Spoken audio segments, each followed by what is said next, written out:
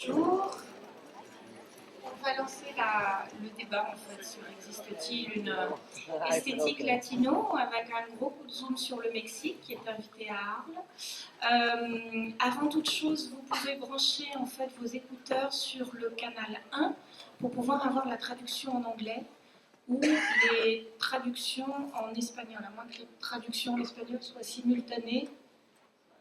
Je ne sais pas, mais en tout cas, vous avez deux traducteurs à votre disposition. Merci d'être là. Je voulais d'abord commencer par remettre le Mexique un peu au cœur de ce débat. Il y a quelques mois devait se tenir l'année du Mexique avec plus de 300 manifestations sur toute la France. On attendait des événements majeurs. Consacré à l'art contemporain mexicain au musée d'art moderne de la ville de Paris, Diego Rivera et le cubisme à Bordeaux. Bref, on allait voir ce qu'on allait voir, et puis finalement, on a vu la culture intempestivement prise en otage au nom d'un fait divers. De tous les grands événements qui devaient se tenir, je crois que, autour du Mexique, je crois que Arles, le festival d'Arles a été l'un des seuls à maintenir sa programmation grâce à la volonté de François Ebel et au soutien aussi de la Fondation Televisa qui est représentée ici par Mauricio Maillé, qui est le directeur des Arts Visuels. C'est ça, hein, c'est Mauricio. Arles peut donc se targuer d'offrir aujourd'hui à ses visiteurs une programmation mexicaine extrêmement riche, avec une partie historique dédiée aux images inédites de la Révolution mexicaine, qui se tint entre 1910 et 1911.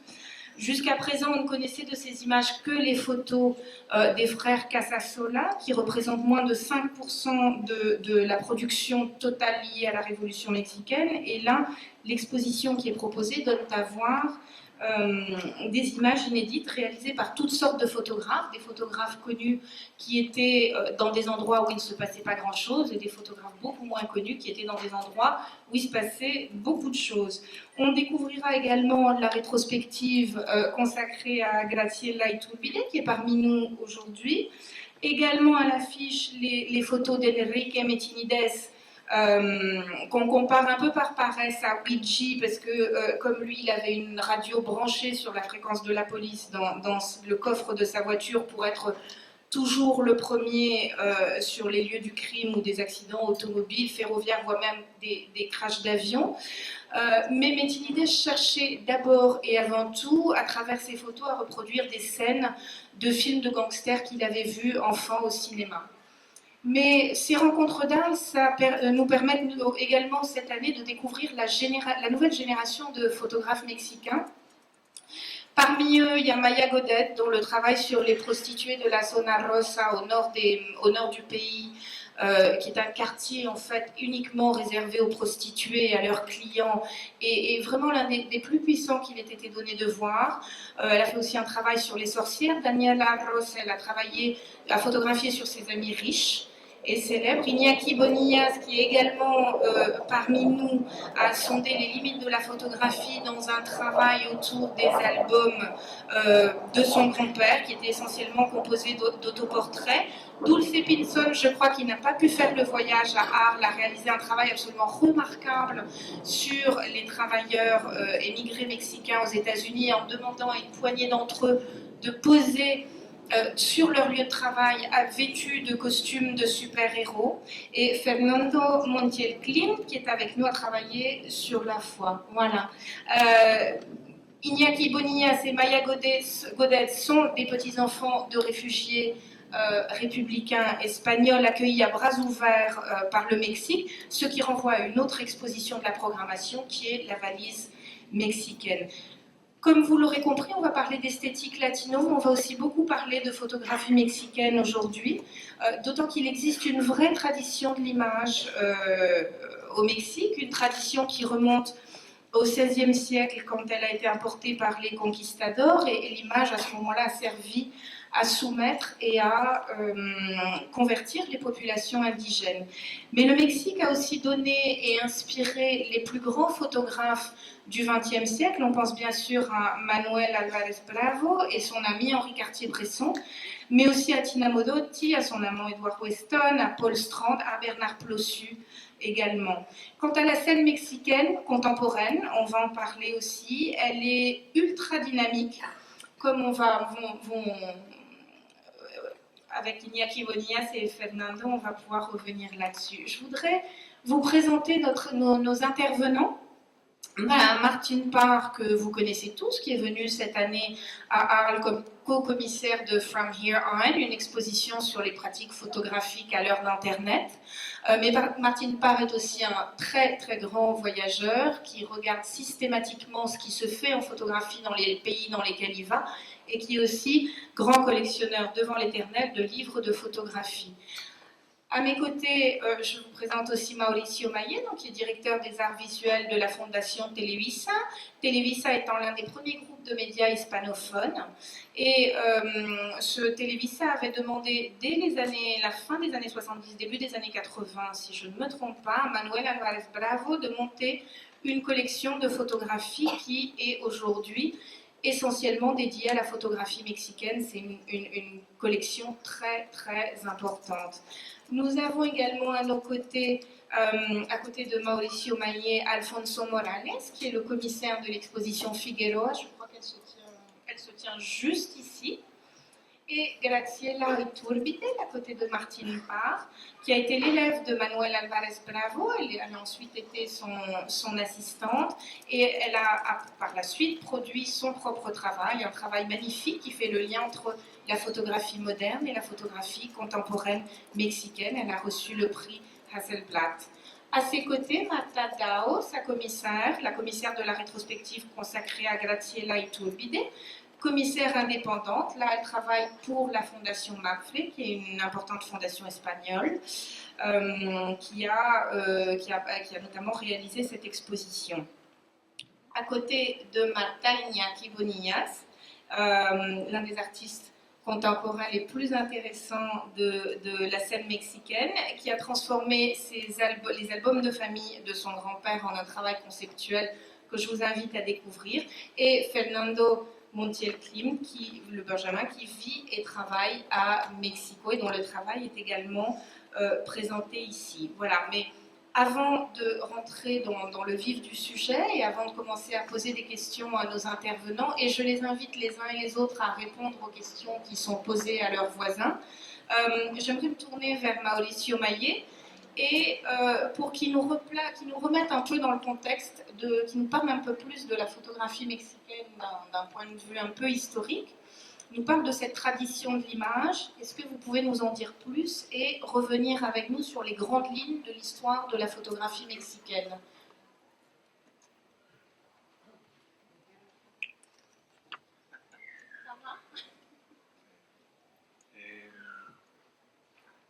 Bon, c'est un peu compliqué, je pense, parler comme ça plus largement de la photographie mexicaine.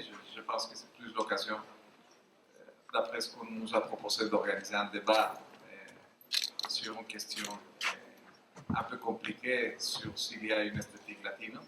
Mais bon, simplement, je crois que c'est l'occasion dans ces rencontres d'Arles d'avoir 9 expositions autour du Mexique qui peuvent montrer des créations assez importantes qui sont passées depuis le début du XXe siècle avec les photographes qui ont travaillé autour de la Révolution mexicaine, tant de photographes mexicains comme américains et étrangers qui venaient pour réaliser des reportages photographiques, jusqu'au, comme l'a dit Yasmine, à la création contemporaine. Bien sûr, ce n'est pas une anthologie sur la photo, ce qu'on peut voir à Arles, mais on peut voir un pays qui a une énorme tradition de création d'images, un pays qui est habitué à construire à partir d'images, qui sont représentées évidemment depuis les cultures les plus anciennes. Je crois que dans ces groupes d'exposition qui sont présents à Arles, vous pourriez avoir certains aspects qui peuvent donner sens à l'esprit qui gouverne en ce moment la création contemporaine. même si c'est évidemment pas tout, c'est impossible de faire une anthologie. Et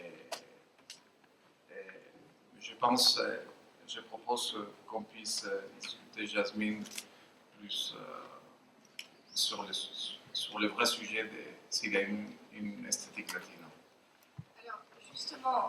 Justement, Mauricio, on parlait du Mexique comme ayant une place quand même à part en Amérique latine par rapport à la photo. Est-ce que partant du Mexique, ça a débordé sur le reste de la région, où chacun a commencé par créer, à avoir une esthétique propre? Est-ce qu'il y a eu des liens qui se sont créés, ou d'abord, chacun a développé dans son coin?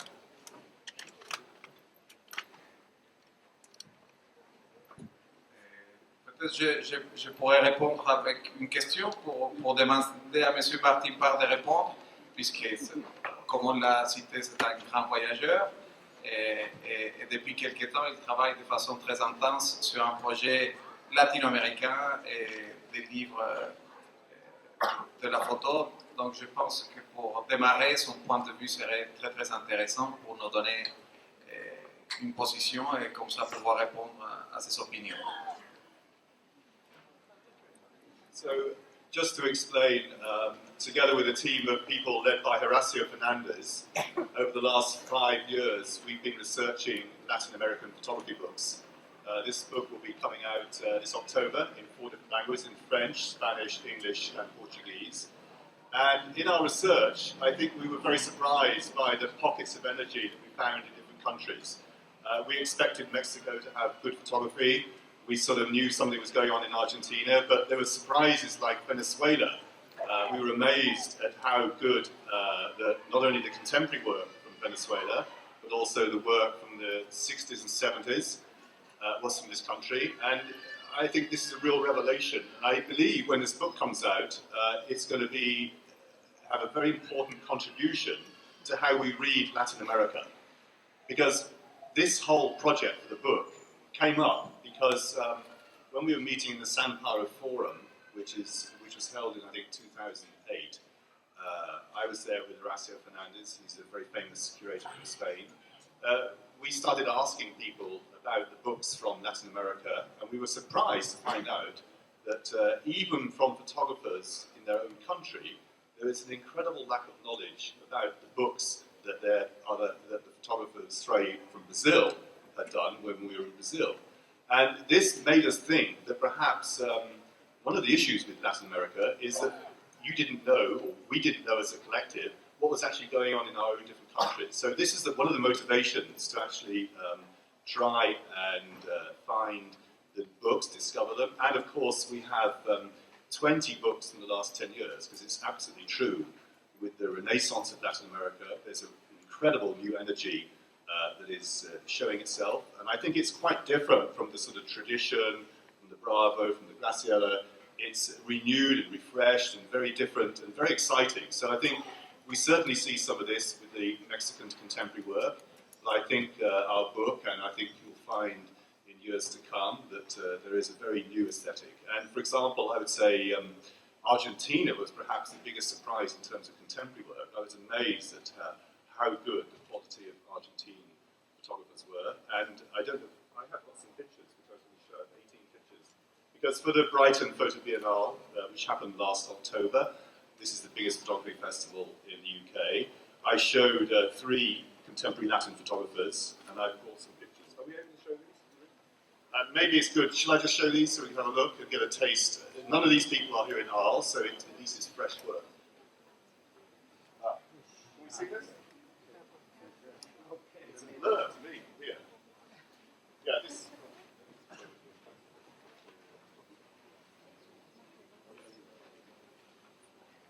Can you see this picture in this terrible lighting condition? This is Alejandro Chaskelberg. He's a young Argentine photographer. When I say young, he's sort of mid-career. He was a filmmaker originally, so he was a cameraman. And he did this remarkable project on the estuary in Buenos Aires, where he photographed during moonlight. And he went out and set up portraits with people actually in the moonlight. And then he combined flash, torch, and moonlight. And he got these people to do these portraits. So he lived there on 2 occasions and has produced this incredible body of work. It's just been published as a book.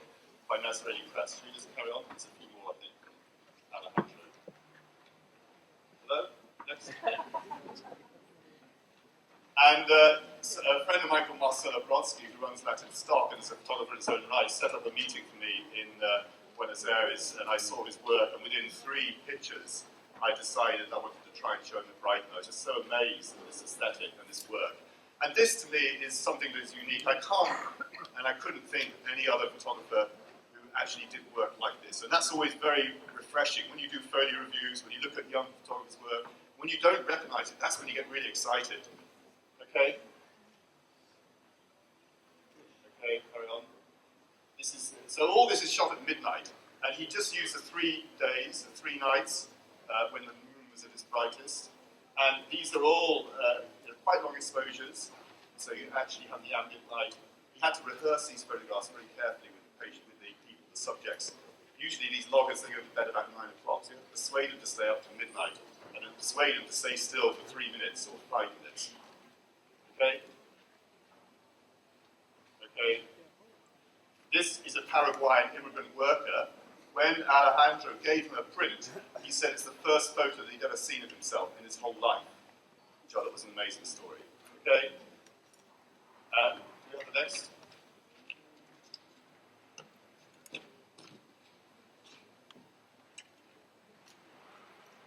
Yes, this is Esteban Pastrinida, another Argentine photographer. And he's done a series of photographs about this fascist architect who did a lot of buildings in Argentina in the 1930s. And he went out and again photographed them at night. What was interesting, in fact, is that all 3, or nearly all 2 of these photographers were shooting at night. And this too is something that I thought was quite unique. When you think of the Marlis brothers, they photographed at night. So it struck me as one of the aesthetics that is emerging from Latin America, is that people like to go out at night. That's because they get up late, okay, so they have more chance to photograph at night. Okay, next.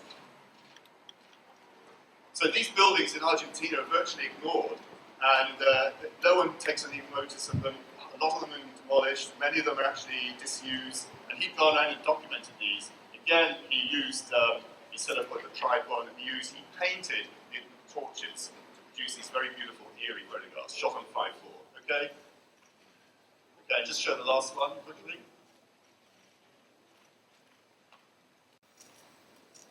There's one more, just another 6 pictures.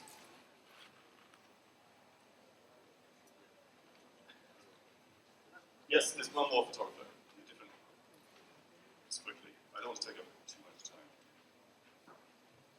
Yes, this is Oscar Fernandez Gomez, who's a taxi driver in Monterrey, Mexico. And whilst he's driving his cab, he takes photographs of Mexican daily life through his cab window. And we made a grid of something like 64 pictures, each one showing his windows, just showing different scenes. Okay, next. And they're beautifully observed daily tedious life of Mexico. And I love this idea of him being a taxi driver and combining his work with his own photography. Okay? Also taken at night, a nice little car crash, you know how compelling they are. So you can see here, there's definitely a new aesthetic. This is different from the more sort of pictorial, black and white work that we perhaps still think of Latin America, and it really has reinvented itself. But it's not just, if you like, copying Europe or America. I think it really is working on its own aesthetic, and that's what's so encouraging and so exciting to witness. I really believe in the next 10 years, not only will Latin America become important financially, and of course, wherever there's money, photography follows. Because let's face it, we're in a luxury business, entertainment business here. You need a bright economy for photography to flourish. That's why China, for example, in the last 20 years has done so well. Because there's money there, so we need money to make photography work. Okay, well that's one aspect. I'm being simplistic here. It's the only way to be, isn't it?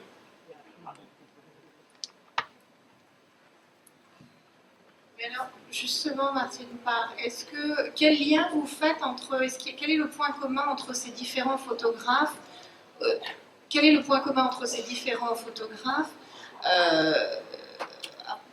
dans leur travail, en fait? Est-ce qu'il y a quelque chose qui les relie ou chacun travaille dans son coin et avec son lien? I think they're working on their own. I mean, one thing I think is very good is that photography there is less institutionalized. I mean, the trouble with Europe particularly when I think about the UK, we have all these colleges churning out photographers, everyone's coming along, doing their work.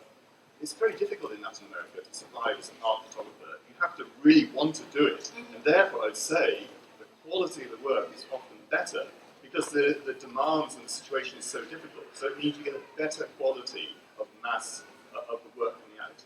And I think they understand that there's a definite Latin aesthetic to explore, to articulate, and that's what they're trying to do. Because they don't want to be just in the shadow of America. Because one of the problems with Mexico is being too near America. So now I feel they're emerging and have their own personality, and you can show their own personality through the photography. So it is really like an expression. So there is definitely an aesthetic there, which is building up as it's turned its back and done new things, it's freshened up, and that's what's exciting about it. The whole economy there and the whole vibrancy is quite different. And I think in years to come we're going to see a lot more people pay a lot more attention to Latin photography. Iñaki, est-ce que vous... I'm sorry, I was not paying attention. Well, you should have. I thought he was speaking in French. I'm sorry.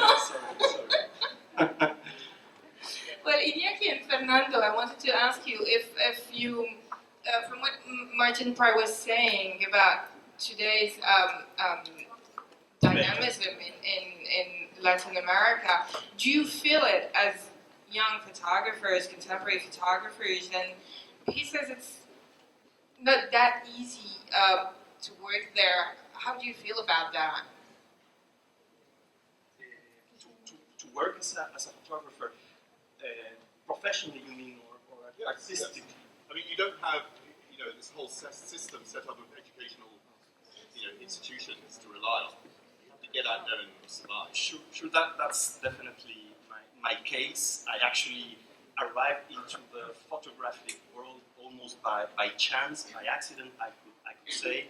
I inherited a photographic archive from my grandfather, who was an amateur photographer that collected photographs during his whole life.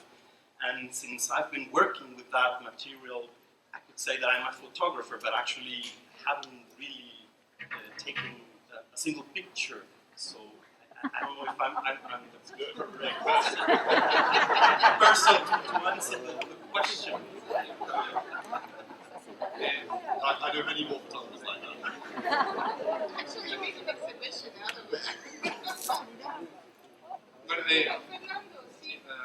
Bueno, en mi caso, yo vivo de la fotografía comercial, ¿no? Porque de arte es un poco difícil, por lo que, como pasa en el país y como en otros países de Latinoamérica. Pero moi, je vis de la photographie parce que c'est mon art et je vis de ça, j'en ai la chance. una foto comercial. Sí. Y para mí la foto es una pasión y es una forma de vida. Et pour moi, c'est une passion et c'est une façon de vivre. Y siempre hay, sí hay instituciones y sí hay apoyo, pero también uno tiene que estar lidiando en relación a lo que uno vive cada día, ¿no? Tiene que estar... Bien sûr, il y a des institutions et tout ça pour encadrer, mais il faut que ce soit toujours lié à ce que quelqu'un, à ce que l'on vit au jour le jour. Trabajando por uno mismo y con la pasión que uno lo hace, ¿no? Y el trabajo para poder mostrarse, ¿no? On travaille avec passion pour montrer ce que l'on voit et ce que l'on vit. Bueno, y como decía, también luego no hay el suficiente capital para crear libros o publicaciones en el extranjero y se pueda mostrar lo que está pasando en el país. Malheureusement, on n'a pas toujours le capital nécessaire pour publier les livres, les revues, les supports et diffuser cela à l'étranger pour le montrer, le faire connaître.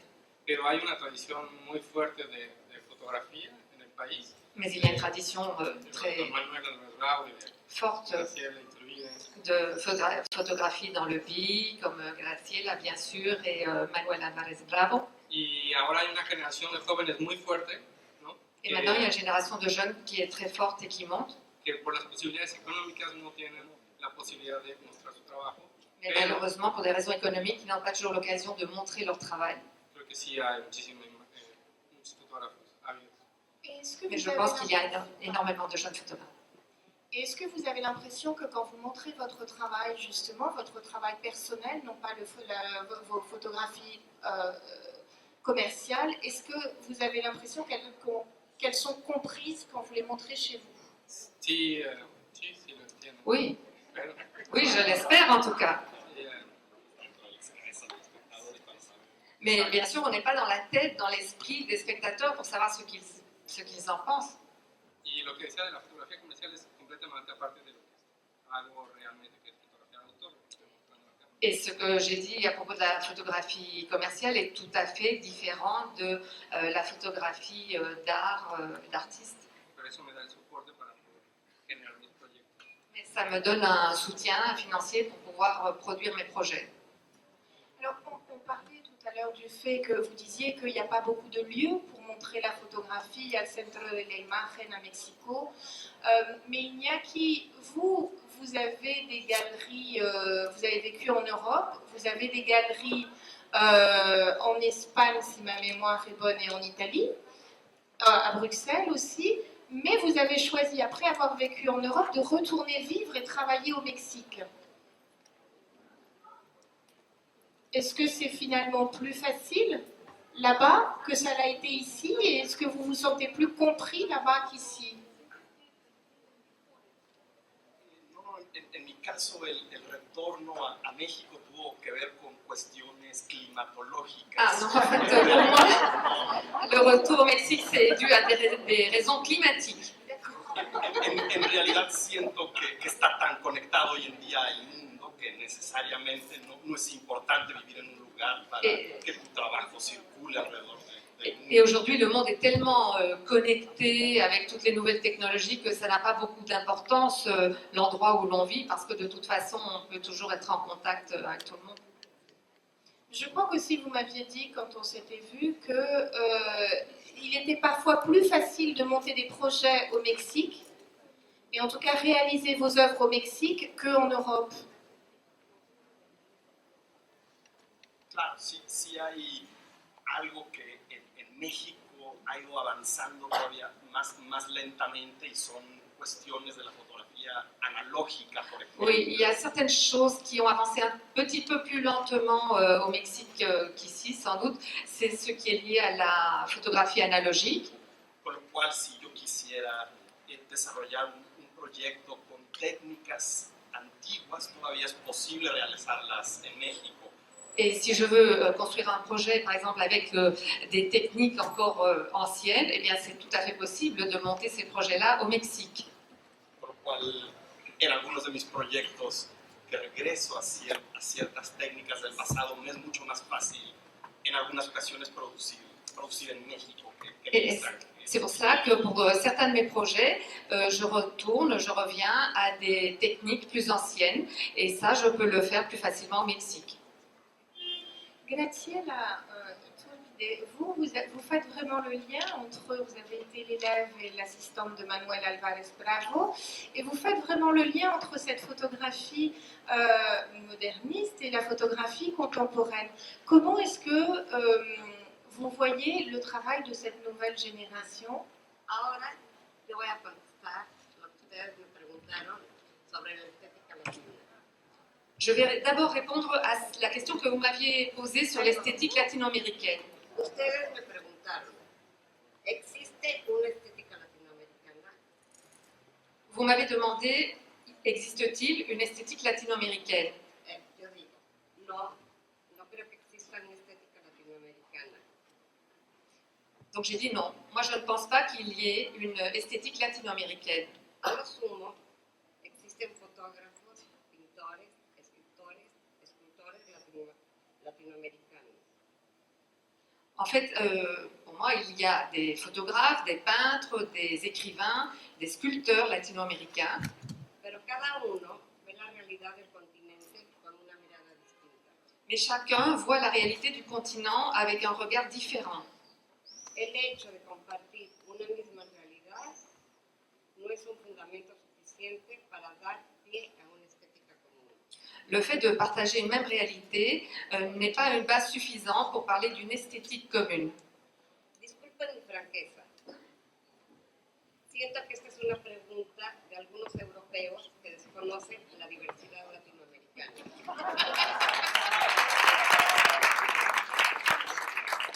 veuillez excuser ma franchise, mais j'ai l'impression qu'il s'agit de la question de quelques Européens qui ne connaissent pas bien la diversité latino-américaine. Recuerden cuando en los años 70 del siglo pasado se habló del boom latinoamericano en materia de literatura. Souvenez-vous, dans les années 70, le siècle passé, on parlait du boom latino-américain en matière de littérature. Esta supuesta estética era una creación editorial en vista de una comercialización de autores y obras en el extranjero. En fait, cette soi-disant esthétique était le fait d'une création éditoriale visant à une commercialisation d'auteurs et d'œuvres à l'étranger. Pero nunca fue una reivindicación de los creadores que poco se reconocían en esta apelación. Mais en fait, ce n'était pas la revendication des créateurs qui ne se reconnaissaient pas vraiment dans cette appellation. A la distancia podemos apreciar cuán distinto es un Vargas Llosa de un García Márquez o un Rulfo de un Cortázar. Et avec la distance, on peut bien distinguer la différence entre un Vargas Llosa et un García Márquez ou entre un Rulfo et un Cortázar. Yo me siento cercana al arte de los fotógrafos, tanto en el ámbito latinoamericano como en el ámbito europeo. Je me sens proche de l'art des photographes, aussi bien dans le domaine latino-américain que dans le domaine européen. Podría citar a Manuel Álvarez Bravo, como a Kudelka, a Bass y a otros extranjeros que me han influenciado en mi trabajo. Je pourrais citer Manuel Álvarez Bravo ou Kudelka, Abbas et d'autres étrangers qui ont influencé mon travail. Asimismo, me siento contemporánea de artistas que no pertenecen a mi tiempo ni a mis latitudes, y sin embargo están presentes en mi sensibilidad. Et je peux dire qu'en fait, je me sens tout à fait contemporaine d'artistes qui n'appartiennent pas à mon époque ni à mes latitudes, mais qui sont pourtant très présents dans ma sensibilité. Entiendo que los críticos reflexionen sobre estos tópicos, pero esta categoría de estética latinoamericana se me antoja una muleta y sobre todo, en el caso de la fotografía, para no ver y no reparar en la maravilla que surge de las distintas maneras de mirar una misma realidad. Por lo general, estas categorías tienden a uniformar la creación.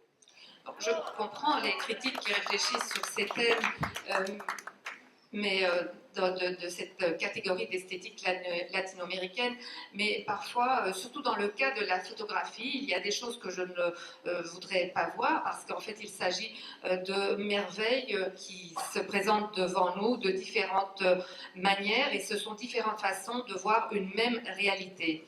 Et en général, ces catégories ont tendance à uniformiser la création.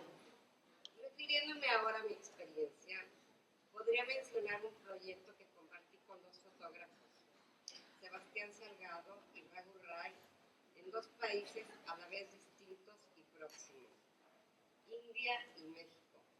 Pour faire référence à mon expérience, je pourrais mentionner un projet que j'ai partagé avec deux photographes, Sebastián Salgado et Ragu Ray, dans deux pays, à la fois différents et proches, l'Inde et le Mexique.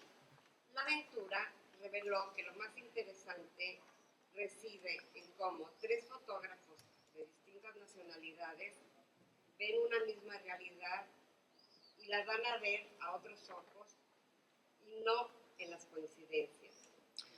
L'aventure a montré que ce qu'il y a de plus intéressant réside en fait dans le fait que trois photographes de nationalités différentes voient une même réalité et la donnent à voir à travers d'autres yeux et cependant en ne coïncidant pas.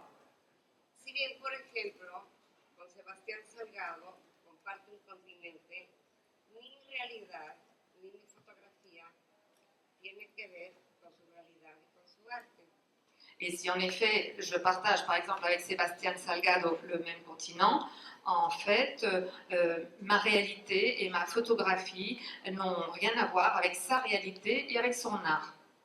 Si bien es cierto que somos productos de nuestro tiempo y de nuestras tradiciones culturales, en rigor yo yo diría, por fortuna, los ojos no tienen nacionalidad y la estética tampoco tiene pasaporte. Donc, s'il est vrai que nous sommes le produit de notre époque et de nos traditions culturelles, en fait, je souhaiterais dire que, heureusement, nos yeux, eux, n'ont pas de nationalité et l'esthétique n'a pas de passeport. Verlo así equivaldría a suicidarse por asfixia en unos límites de creación y de pensamiento que no se lo deseo a nadie.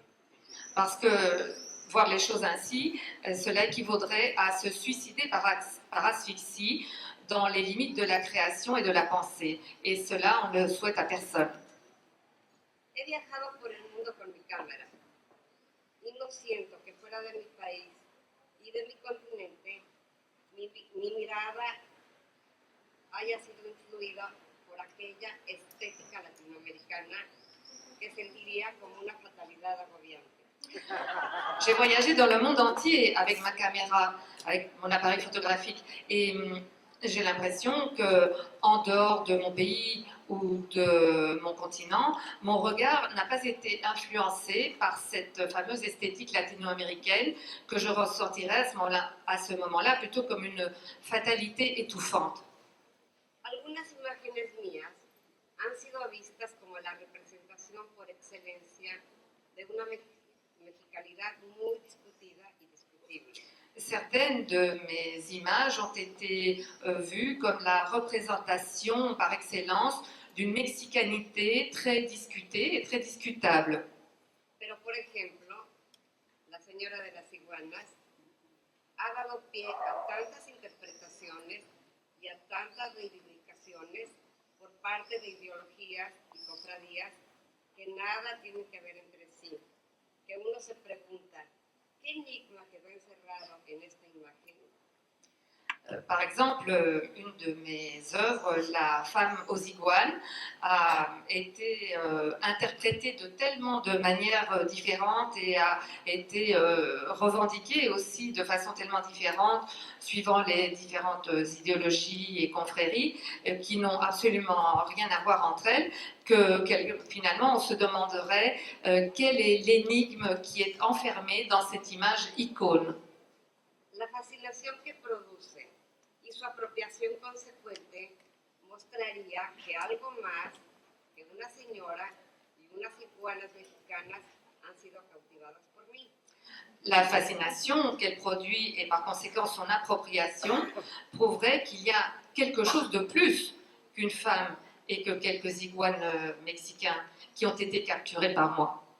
Esto pienso y siento yo, pero el fotógrafo no tiene la última palabra. Tampoco la crítica la última palabra, la tiene el tiempo. Así que dejémoslo tiempo al tiempo para sacar la pregunta. Voilà, c'est ce que je pense, c'est ce que je ressens. Mais le photographe n'a pas le dernier mot. Et la critique n'a pas non plus le dernier mot. Le dernier mot appartient au temps. C'est pour cela qu'il faut laisser du temps au temps pour régler cette question.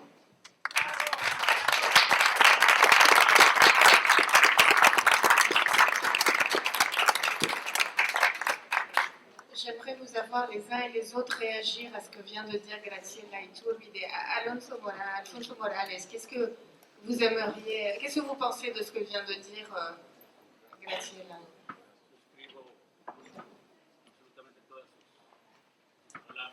Je suis tout à fait d'accord avec tout ce qu'elle vient de dire.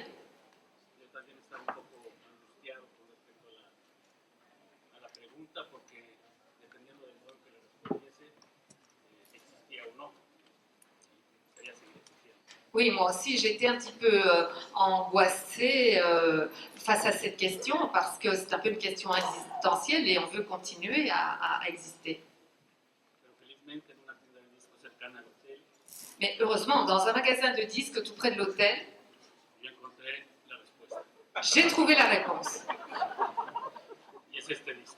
Voilà le disque. Ariel Dombal. Ah, Ariel Dombal. Qui chante 12 grands standards des couleurs de l'Amérique latine. Des couleurs chaudes. gran éxito de Miriam Makeba avec de 1967, le grand succès de Myriam Makeba de 1967, Pata Pata. Pata. Desafortunadamente Miriam Makeba es una cantante sudafricana. Mais malheureusement, Myriam Makeba est une chanteuse sud-africaine. Pero para seguir con la idea de la Graciela, Mais pour reprendre dans le courant de pensée de ma chère Graciela, me parecería importante recordar que el concepto latino je crois qu'il faut se souvenir du fait que le concept latino es históricamente una invención francesa. est historiquement une invention française. El término fue inventado por los franceses para distinguir un territorio de la dimensión anglosajona. Ce terme a été inventé par les Français pour faire la distinction entre un territoire et le territoire anglo-saxon. Lo cual me convirtió en romano. Et du coup, je suis devenue romain. El lugar donde nacieron los ancestros de mis ancestros y los ancestros de mis ancestros y así sucesivamente L'endroit où sont nés les ancêtres de mes ancêtres et leurs ancêtres encore et successivement, ha sido nombrado Nuevo Mundo, cela a été appelé le Nouveau Monde, Iberoamérica, l'Amérique ibérique, Panamérica, la Panamérique, Euroamérica l'Euro-Amérique y por supuesto América Latina. et bien sûr aussi l'Amérique latine.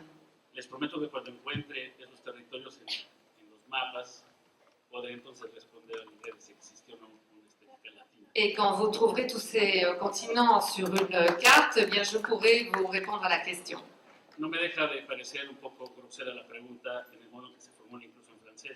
Je trouve que cette question est un peu rude, un peu grossière, surtout enfin, dans la façon dont elle est présentée en français. Porque al final de cuentas estamos hablando de un lenguaje universal, Parce la qu'on fotografía, parle ici d'un langage universel qui est la photographie. un espacio de construcción de discursos culturales, multiculturales, C'est un espace de création et de discours multiculturel, un espacio de diálogo entre personas un espace de dialogue entre les personnes y de construcción de identidades complejas et de construction d'idées complexes. y no de etiquetas. Et on ne parle pas ici d'étiquette.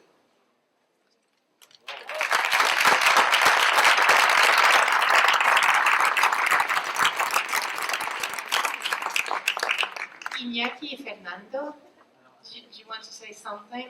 How do you react when you listen to it? I completely agree with both. I was speechless, nothing really more intelligent at what they just said. Yo también estoy muy de acuerdo con los dos. Oui, moi aussi, je suis tout à fait d'accord avec les deux. Martine Parr, vous n'êtes pas français, vous êtes anglais, mais vous sentez-vous visé par ce qui vient d'être dit? Do you feel... It's very funny to hear all my Latin colleagues here trying to deny there's any Latin aesthetic. I mean, it's when you go to Buenos Aires and when you go to Mexico City, you know you're not in Europe. You know you're not in America. You're somewhere else. And well, you're in South America, fair enough. But you know you're not. You know where you are. You know you're in that country. Yeah, The but whole when you're point- in Buenos Aires, you're not in Mexico. I know. There's a different sort of aesthetic in Buenos Aires than there is in Mexico City. And the whole point of photography is you have a connection of you, the person, to the subject matter, and it's that quality of that connection which is the thing that's revealing and poignant and absolutely crucial to the work. And therefore, we do see and understand something about the countries that they are living in through the photography.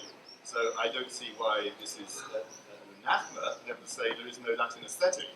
If you think about the other great creative photography powers like Japan, of course you can sense and feel a Japanese aesthetic when you look at work from there, and I think they should be proud rather than deny their aesthetic.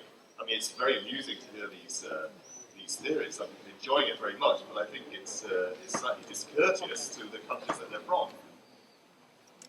Do you feel you're being discourteous to the countries you're from, Graciela? Me gustaría preguntar si hay una estética inglesa o si hay una estética europea. J'aimerais vous demander s'il y a une esthétique anglaise ou une esthétique européenne. Martin. Sorry, I missed that. If you think that there's There's a British aesthetic. Yeah, I think of myself as being very British. I'm afraid. I mean, it's a handicap. Because now it's tea time. I'm going up for a cup of tea. You wish it to today. And why not? You know, because in a sense, I take my Britishness with me when I go and putting off, even in say Latin America or around the world, and that is something I enjoy, and I think it's something I try and express. Mauricio, you want to say something?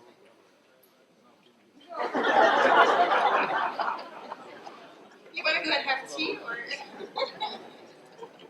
Look at time, Mauricio.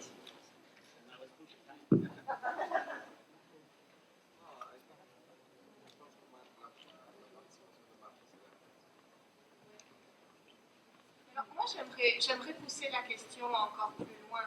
Pour votre génération, par exemple, Iñaki et Fernando, est-ce qu'on peut encore parler de mexicanité dans votre travail? Laissons l'esthétique latino? Ou même ça, aujourd'hui, n'a pas, dans un monde globalisé, ça, aujourd'hui, n'a même plus lieu d'être?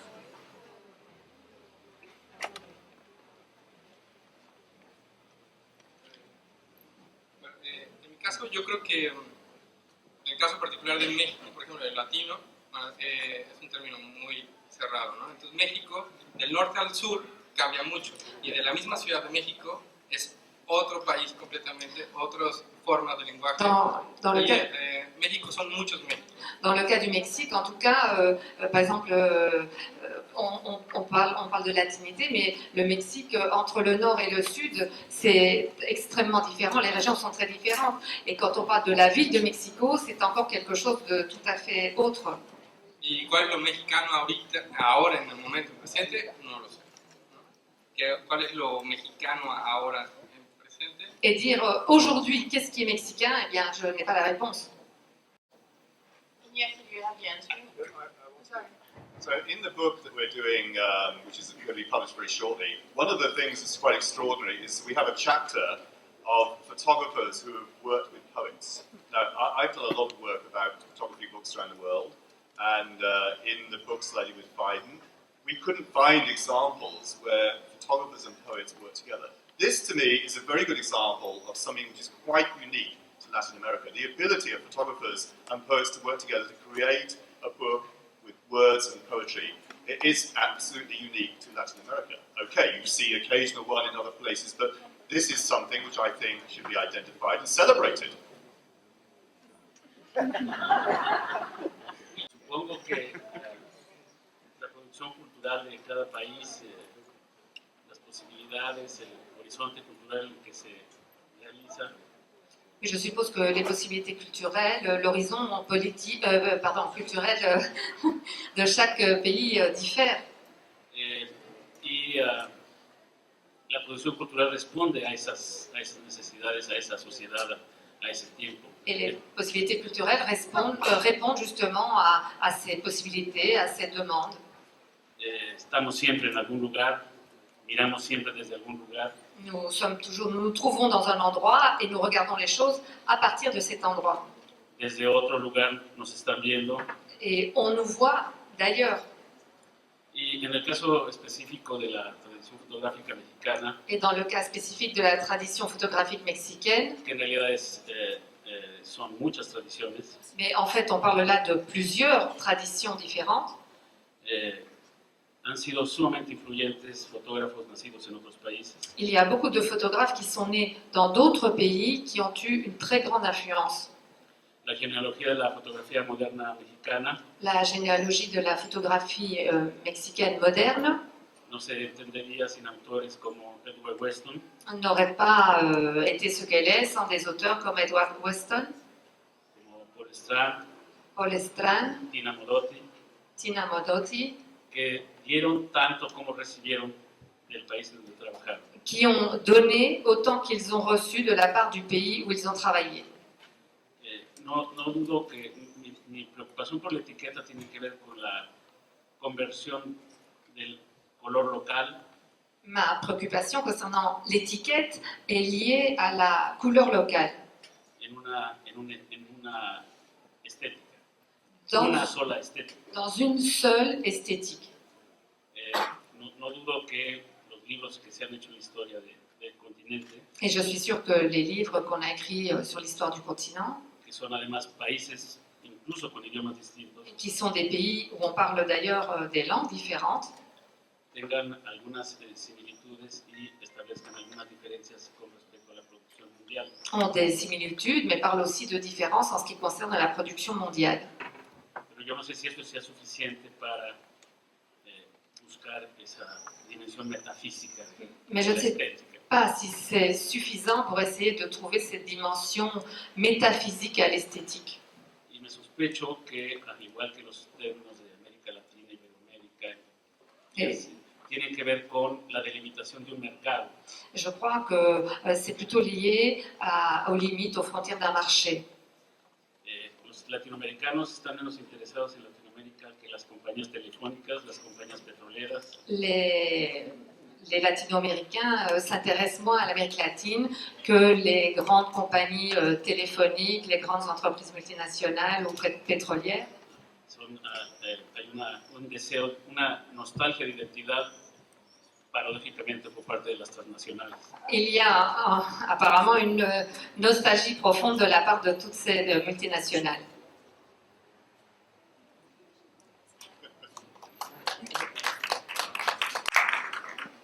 Avant de passer la parole à Marta, qu'on n'a pas entendu et qui voudrait nous lire un texte, je voulais juste revenir à Iñaki.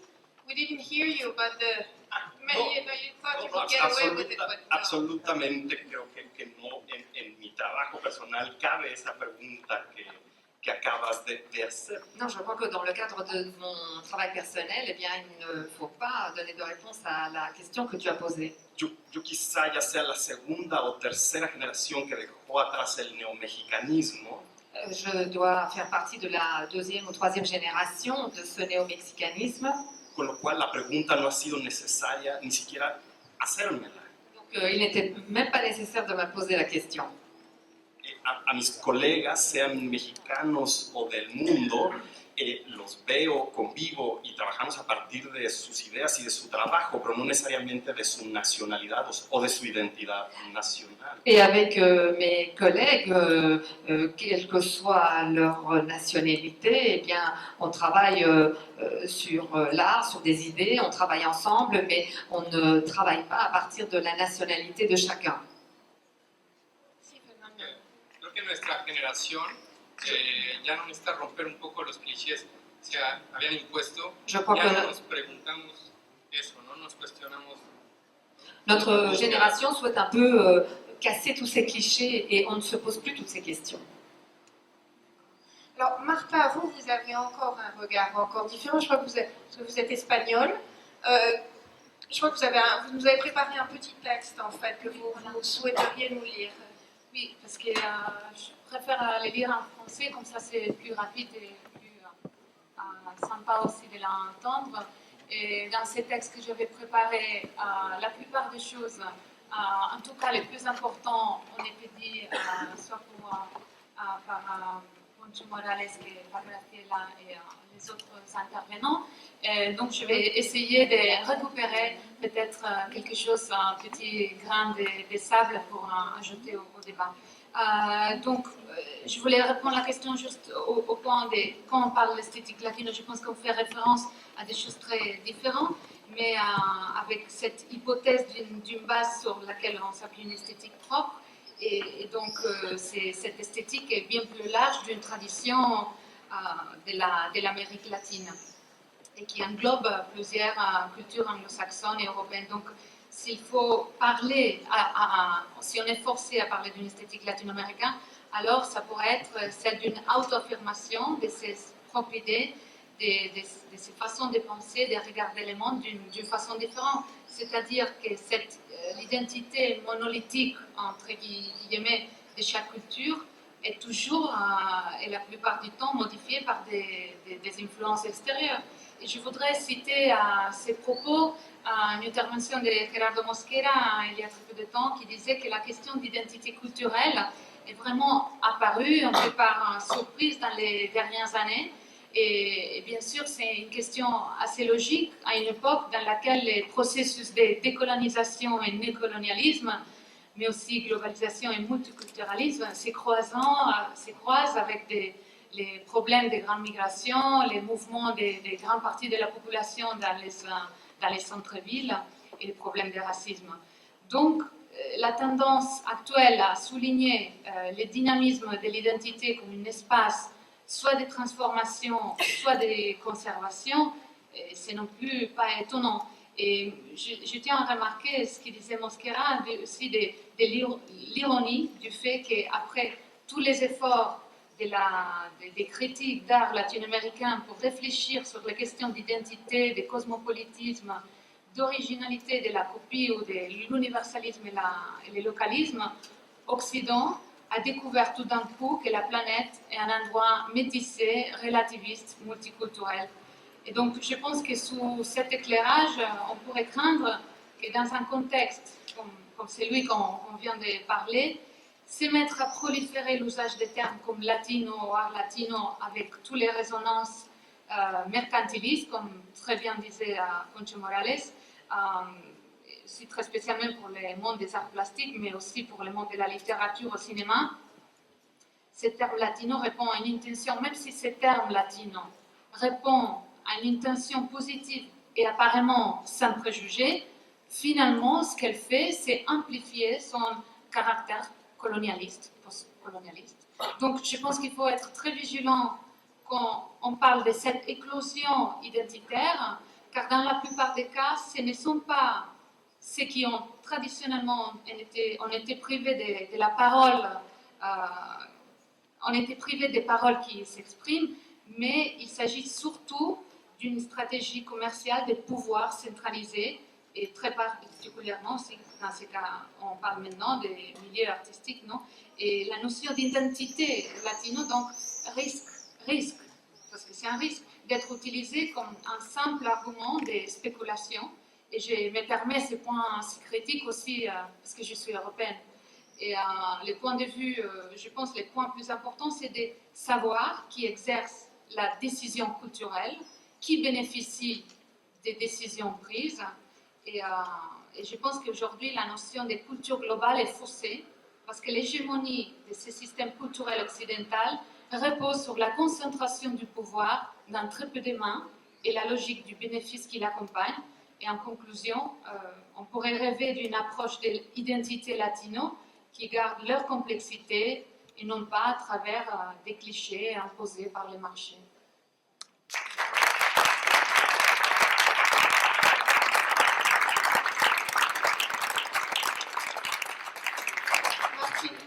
I mean, it's interesting. Everyone's very worried about all these cliches and about all this, the idea of these ideas being set up from a colonial viewpoint. But if I want to learn about Venezuela, I look to the work of a Venezuelan contemporary photographer. If I want to learn about what's happening in Mexico now, I know there are many books and many photographers whose work I can learn about what's happening in Mexico. And I don't see what is the shame of this. This, to me, is how photography operates. It's about communication. It's about interpreting reality in a very subjective way and creating photographs that tell us of their relationship between the photographer and the country and the subject where they live. So, in a sense, all these people want to be in denial about the very fact that photography has the ability to deliver information at both a very personal level and a very aesthetic and profound level. What is wrong with that? Why does everyone want to deny it? I would like to reply to you. Okay. I do think there is misunderstanding, but I think, for example, for your project, I think you have done something wonderful, and that allows us, all of us, to learn more about this photography, which is what we need. Another thing is that when this term Latino is used in a sort of simplistic way. For example, the other day I was talking with a friend, which is an artist from Chile, and she told me about some proposals from European institutions to send their work because they were interested in works from Chile, and several of the artists from Santiago, they sent their works. and different curators, they say that it didn't match with their idea of Latin American art. So it's two different things, I think. I think we have to be just conscious from where, as Poncho said, we look at these works and not just capture to decontextualize without having a more profound knowledge of what is there, which is what you are doing, to have a deeper knowledge. So I think we are going in parallel discussions. Okay.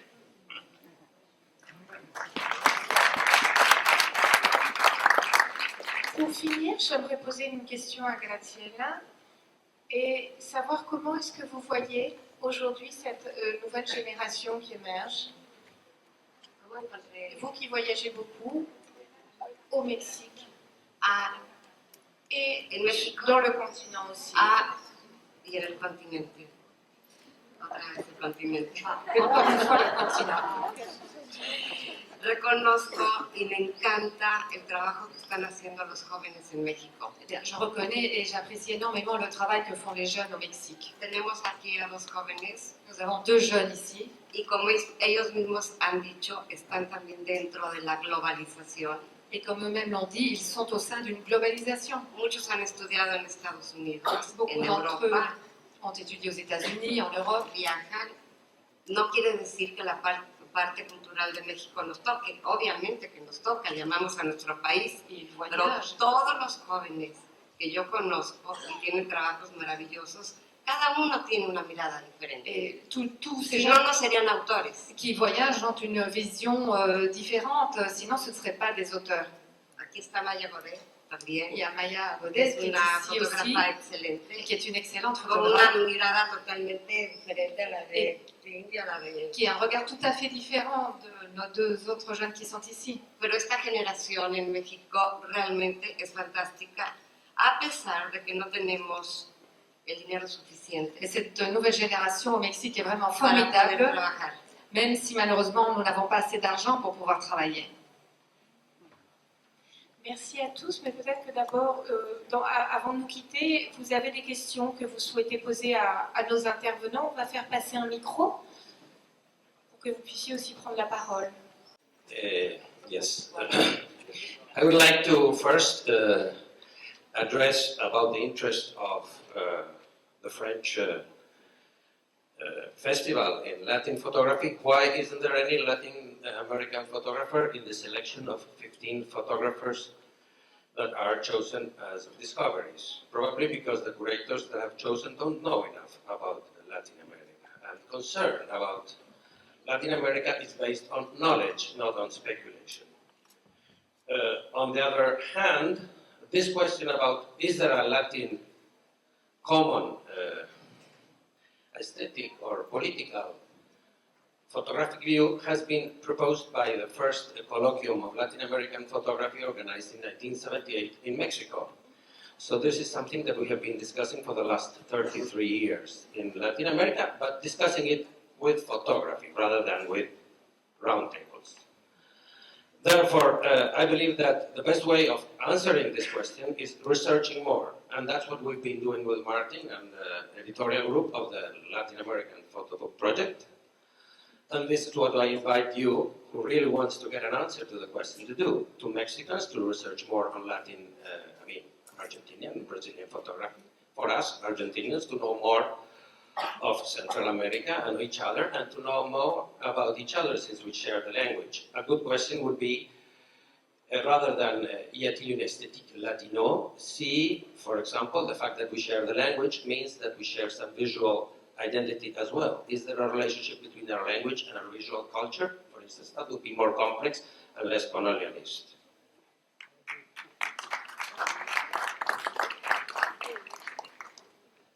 Est-ce que quelqu'un d'autre voudrait prendre la parole, peut-être? Oui, je suis tout à fait d'accord avec monsieur. Je crois qu'il est argentin. En fait, on est seuls latinos. Moi, je suis moitié latino. Ma mère est belge et mon père est paraguayen. Donc, c'est très difficile. Et je suis d'accord avec Martin Parr que voilà, c'est très difficile de travailler en Amérique latine puisqu'on n'a pas de l'aide, même si nos travaux sont considérés super. parce que personnellement, j'ai un bon travail dont je travaillais 10 ans sur un travail. Et c'est vrai qu'on n'a pas de l'aide. On connaît pas notre travail. Et je suis d'accord avec monsieur. Est-ce que quelqu'un d'autre voudrait poser une question? Oui, monsieur et madame. Oh, Mr. Parr. First of all, I will tell you we are not ashamed to be Latins Americans. We are all South. Second, what's the aesthetics of Europe with Poland, English, Belgium, Netherlands, Spanish, Italians, everyone? Can you explain me which is it? I would say if we look at the photography from Europe, and we have over 30 countries in Europe, there is definitely identifiable trends which you can isolate. The French can be very romantic, the Germans can be very objective. I mean, that's very simplistic, but it generally is true. We can go through each country and determine. Yeah, there is also an accumulated European aesthetic as well, and there's nothing wrong with that. That's Latin. Also. Well, I mean, of course there's a Latin aesthetic, there's European aesthetic, but there's also a Chilean aesthetic and a Belgian aesthetic. I mean, if we had more time, we could talk about these. But it seems futile to identify these individual countries, but thank God we're all different, and photographers can express this difference through their work. I mean, that's what we celebrate, don't you think? There's nothing of shame, there's no shame in this. This is what we're all meeting together to share in the rencontre and all our different viewpoints and aesthetics. Celebrate this. We celebrate it, but we don't talk about aesthetics, Latin aesthetics. We just do it. This afternoon we are, right? We just do. We were told to.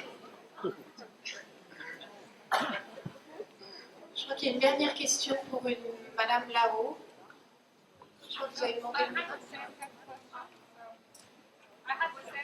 You had the same question. Ce sera la dernière question. Gracias. En español, para Mauricio Maillé. ¿Hay un compromiso por parte de Televisa para los nuevos creadores, para los nuevos fotógrafos en México? ¿Hay algo ahorita que motive a la nueva generación por parte de una empresa tan grande e importante en nuestro país? ¿Puede repetir la pregunta? Porque la voy a traducir al francés, por favor. Sí. Bon, en français, c'est bien. Est-ce qu'il y a une position pour soutenir la nouvelle génération des artistes au Mexique par rapport à la position de Televisa, parce que c'est une grande entreprise mexicaine? Est-ce qu'il y a un programme, une fonction sociale, économique par rapport aux artistes? Oui, il n'y a pas une esthétique latino, mais il y a des entreprises, comme l'a dit Alfonso, qui ont des intérêts latino-américains. Et en effet, comme Yasmine l'a dit, en Fondation Televisa, on travaille dans des projets photographiques depuis une trentaine d'années. Et on peut voir certains qui sont montrés ici à Arles. Nous travaillons avec de jeunes talents au Mexique en faisant de différents projets. On pourrait en parler de façon plus personnelle, je propose, pour informer ça, puisque c'est un peu en dehors de la discussion qu'on a tenue aujourd'hui. I mean, the irony is we're all very cautious about being anti-colonial, but the bottom line is when photographers from Latin America get some success, inevitably this success, i.e. the ability to sell prints, the ability to show work and exhibit, comes from Europe and America. So whatever we may say about this old colonial aesthetic and the issues around it, they are the people that provide some degree of income and potential security. My dear friend Graciela, I mean, her career is being made internationally. She may well now benefit and be appreciated and loved in Mexico too, but the real discovery came from outside of Mexico. And that's when people take you more seriously when you're discovered abroad. So I think the relationship between all these countries and the rest of the world, where traditionally there's been more money in America and Europe, now it's going to change because Brazil and China are going to overtake. and the economic fabric of the world is changing. But until now, all the photographers I know who are young, if they make it, it's going to be because they have representation of their work in America, London, France, Germany. That's the bottom line. El problema es que nosotros estábamos hablando solamente de una mirada latina y ya se desvió. Oui, on parlait seulement de l'esthétique latino-américaine, mais maintenant Y de la on mirada latina. on parlait du point de Es otra vue cosa. Gracias a latino-américain. But the Mais maintenant c'est autre chose. question Merci beaucoup, mais c'est très intéressant, mais la question est différente en fait. que no hay una mirada latina, como no hay una mirada europea, como no hay una mirada. Cada autor tiene que tener su propia mirada para poder tener una obra que equivalga a su personalidad. Il n'y a pas un regard latino-américain comme il n'y a pas un regard européen ou un regard de telle ou telle nationalité. Il y a le regard de chaque artiste, de chacun, et c'est cela qui permet de créer. Creo que por eso somos autores, ¿no? Oui, c'est pour Somos ça que nous individuos. sommes des auteurs et nous sommes des individus.